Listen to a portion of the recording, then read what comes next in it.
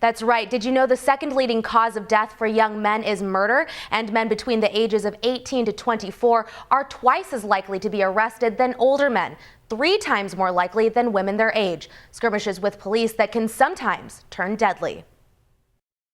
It's the start of a new year, and already 2 young men, 18-year-old Elias Ruiz and 20-year-old James Georgeson, have been shot dead by law enforcement in the same month. I fought the good fight, and I lost. I lost my only son.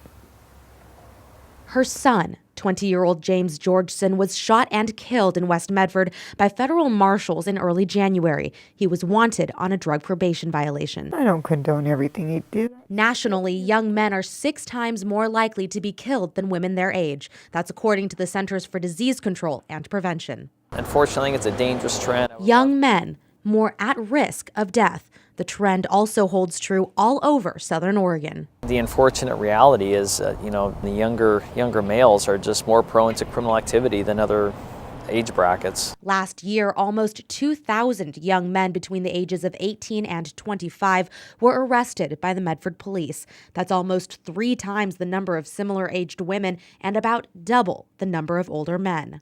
It's really sad when you see somebody so young making such poor decisions. But the question remains, is there anything we can do? Obviously, I don't think that we're doing a great job. I think we could definitely be doing a better job in addressing the issue.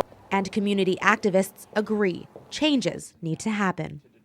When we get to the point to where we're contacting the police to solve domestic issues and vulnerabilities with kids, we're at the very end of the spectrum.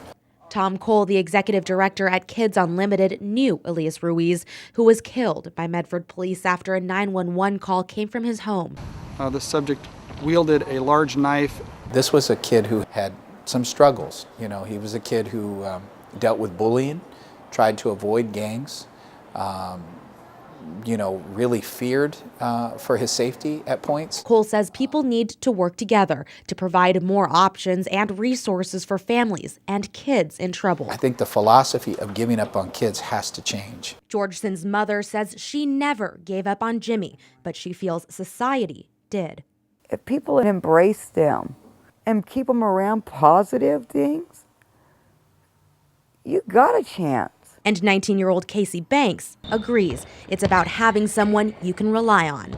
It's pretty easy to make wrong decisions if you don't have like a mentor in your life. Like there's a lot of mentors and stuff, but like if you don't have the right guidance and stuff, you'll most likely make the wrong decisions. One thing is certain. Every year, young men are lost to violence. How to stop it may be less clear, but those we spoke with said it starts with one thing: belief that it can get better.